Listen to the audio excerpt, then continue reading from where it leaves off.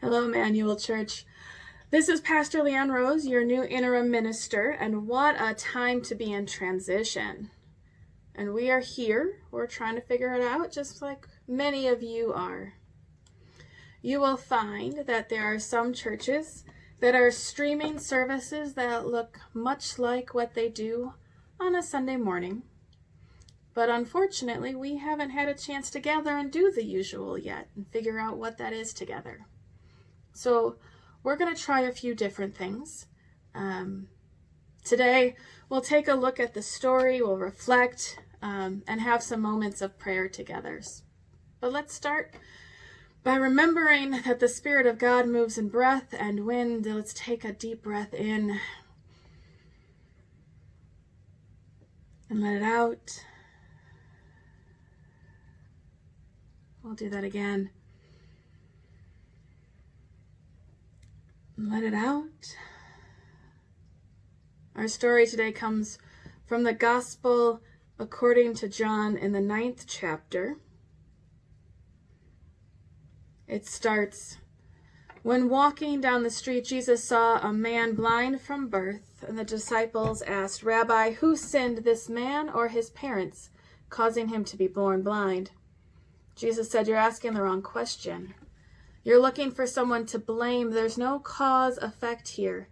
Look instead for what God can do. We need to be energetically at work for the one who sent me here, working while the sun shines. When night falls, the workday is over. For as long as I am in the world, there is plenty of light. I am the world's light.' He said this, and then spit in the dust, made a clay paste with saliva, rubbed the paste on the blind man's eyes, and said, 'Go, wash in the pool of Siloam.' The man went and washed and saw." The story continues. The man who had once been blind and now isn't causes confusion all over the community around him. They knew him as someone who couldn't and wasn't and was outside of their normal lives. They weren't sure if this was the same man or if the whole thing had been a lie, and so they took him to their religious leaders, as had been the custom of the time, so that they could understand what happened. And who was this Jesus who had healed him? They interrogated the man and his neighbors and his parents. And we start again in verse 27. They called the man back for a second time, the man who had been blind, and told him, "Give credit to God. We know this man is an impostor." He replied, "I know nothing about that one way or the other. But I know one thing for sure. I was blind. I now see." They said, "What did he do to you? How did he open your eyes? I have told you over and over again, and you haven't listened. Why do you want to hear it again? Are you so eager to become his disciples?" And with that, they jumped all over him. "You might be the disciple of this man, but we are disciples of Moses. We know for sure that God spoke to Moses. We have no idea where this man comes from." The man replied, "This is amazing. You claim to know nothing about him, but the fact is, he opened my eyes. It is well known that God isn't at the beck and call of sinners, but listens to anyone who lives in reverence and does his will. That someone opened the eyes of a man born blind has never been heard of ever. If this man doesn't come from God, he wouldn't be able to do anything." They said, "You are nothing but dirt. How dare you take that tone with us?" And they threw him out on the street. Jesus heard that they had thrown him out, and went and found him and asked him, "Do you believe in the Son of Man?" And the man said, "Point him out to me, sir, so I can believe in him." Jesus said, "You're looking right at him. Don't you recognize my voice?" "Master, I believe," the man said, and worshipped him. And Jesus said, "I came into the world to bring everything into the clear light of day, making all the distractions clear, so that those who have never seen will see, and those who have great pretense of seeing will be exposed as blind." Some Pharisees overheard him and said, "Does this mean you're calling us blind?"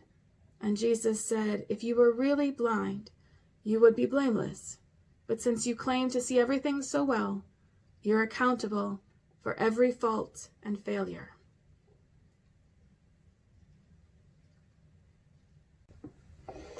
So I have some thoughts and some things we can think about together. Did you know that in ancient texts, they didn't have punctuation, and someone had to come through later and add it? And sometimes punctuation is no big deal, and sometimes it changes everything. Some translations of this story, given the complications of punctuation, say that this man was born blind by God, so that God's glory could be revealed, which kind of makes God seem like a jerk, and I'm just not willing to believe that. One of my professors from seminary, Dr. Baina, suggests that a more accurate translation would be, "Neither this man nor his parents sinned, but in order that God's works might be revealed in him, it is necessary for us to work the works of the one who sent me." In order that God's works might be revealed, we do the work. We become the means of God's revelation in the world, led by the example of Jesus, who loved generously and without reservation. The other part that stands out to me is at the end. If you were really blind, you would be blameless. But since you claim to see everything so well, you're accountable for every fault and failure. I was a pretty naive young person, although I was certain of everything I did believe. And I was much older than I generally care to admit when I realized that there are still slaves in our world, and they pick our coffee and our cocoa beans, and they mine the components and the wiring for our electronics. In a moment, my eyes were opened, and I knew I would be accountable for the choices, for my actions, for the kind of coffee or chocolate I bought. I was accountable for how what I did related to the people who were also children of God. In the midst of this time, we are learning new ways to be the church, new ways to be the hands and feet of God, to live into community, to stay connected, to share the love of God with others. But we are also accountable for what we know and how we respond. Our example is of one who brought sight to the blind and healed the sick and fed the hungry. And we are aware of sickness, and we are often looking for someone to blame. We are always hoping that the danger and the uncertainty would stay among other people. But we also know we are accountable to our neighbors. What we have, though, is an example of Jesus, who responded by supporting and loving and caring for those he met. So, church, may we live and breathe in ways that honor ourselves and each other and God, and care for our neighbors near and far. May we live in a way that our hands and our feet bring hope into this world.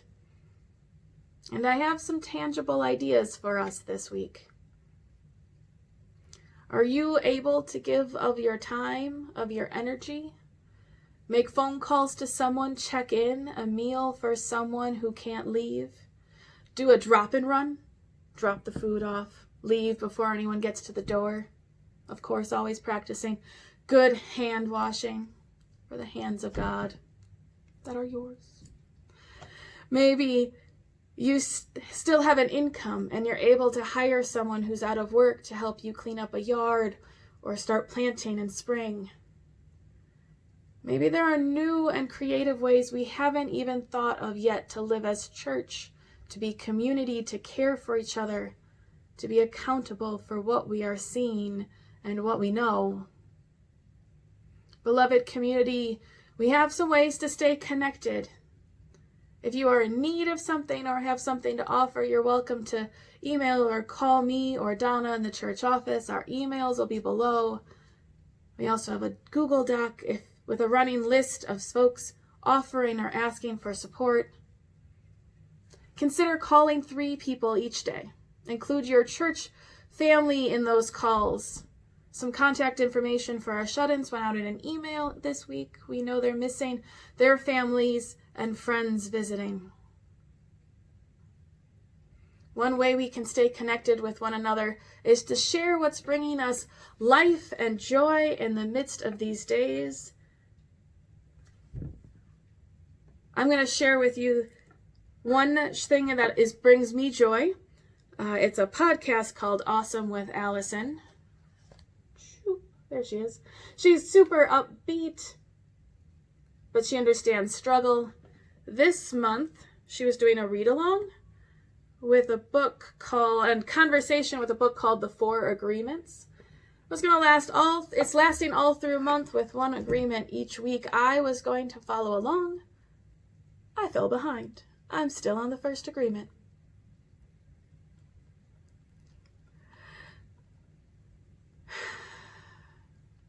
I invite you to share things that are bringing you joy in the midst of these days, maybe these weeks that are to come. But as we end our time together, I want to share with you a prayer by Wisconsin UCC clergy, Reverend Debbie Payton.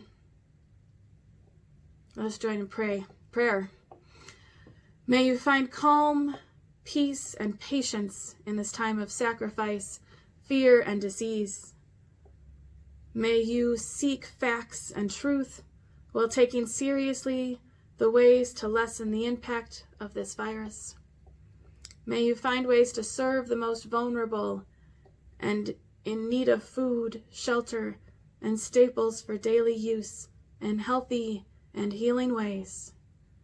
May you remember those who are lonely, ill, or alone and find ways to reach out to them without compromising health.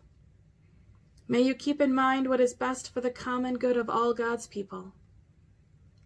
May we recognize and give thanks for those working in healthcare, grocery stores, and other businesses that serve us. May this time serve as a season of reflection and evaluation of how we act as disciples of Christ in all times in our world. May you find joy and hope. May God's loving and gracious presence abide with you. Amen. Be blessed, beloved community. You are in my prayers, and I hope that we can continue to find creative ways to get to know each other and creative ways to be church and tell to each other and to our neighbors until we are able to gather together again. May you be filled with the peace of God. May that overflow into the world around you. As we finish up our time together, church, I invite you to sing along with Amazing Grace, and we will sing together, although we are apart.